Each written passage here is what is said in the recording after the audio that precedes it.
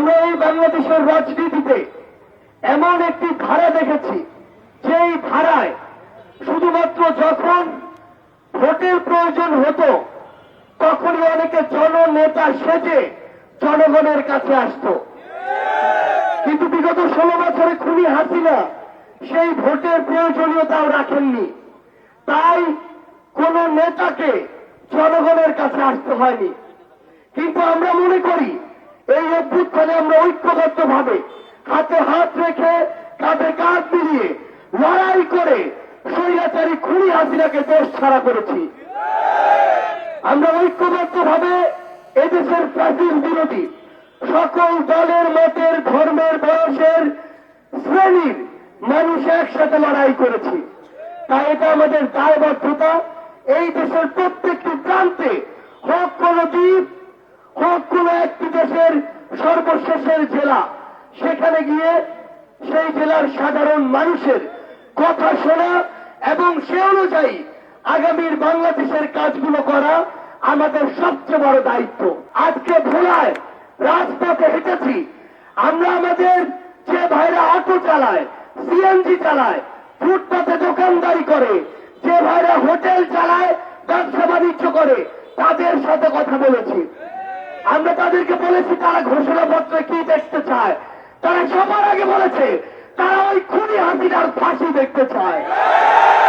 আমাদের এই ভোলার সহযোদ্ধারা বলেছে তারা তাদের জায়গা থেকে যেই কলুষিত সিস্টেমগুলো এই বাংলাদেশে তৈরি হয়েছে, খুনি হাসিনা যেভাবে প্রত্যেকটি জায়গায় গোপালগঞ্জের সিন্ডিকেট বসিয়েছে, তার ফ্যামিলির প্রত্যেকটি জায়গায় সিন্ডিকেট বসিয়েছে, সেগুলোকে শেষ করে সমতার একটি সিস্টেম চায়।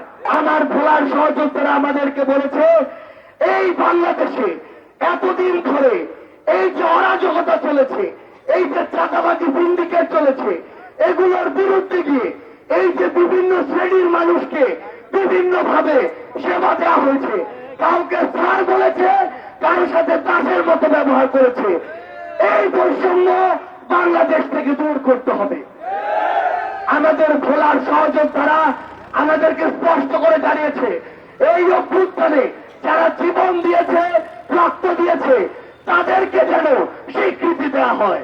একটি ব্যানার বৈষম্য বিরোধী ছাত্র আন্দোলন, এই একটি ব্যানারকে সামনে রেখে পুরো বাংলাদেশের ছাত্র জনতা ঐক্যবদ্ধভাবে এই বাংলাদেশ থেকে খুনি শেখ হাসিনাকে বিতাড়িত করে তার স্বামীর দেশে পাঠিয়ে দিয়েছে। আমরা আপনাদেরকে এই মঞ্চ থেকে কথা দিয়ে যাচ্ছি, এই প্রত্যেকটি যৌক্তিক দাবি আপনারা আপনাদের জায়গা থেকে যৌক্তিক উপায়ে উপস্থাপন করবেন। আপনাদেরকে সাথে নিয়ে প্রতিনিধি হিসেবে আপনাদেরকে সামনে রেখে আমরা সেগুলো সংশ্লিষ্ট মন্ত্রণালয়ে নিয়ে যাব। একটু কথা মনে রাখবেন, আমরা যদি ঐক্যবদ্ধ হতে পারি কোন অপশক্তি আমাদেরকে আটকে রাখতে পারবে না।